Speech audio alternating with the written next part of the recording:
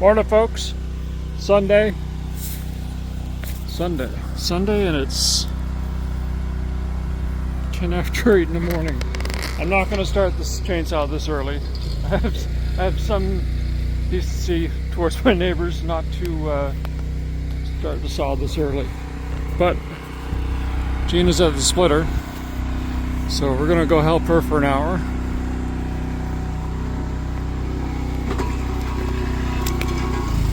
And then we're gonna get that row finished. Yahoo! And then we're gonna split it all and then clean it all.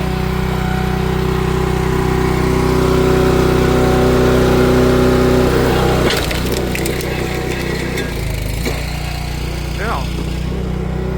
Hope you're having a good Sunday.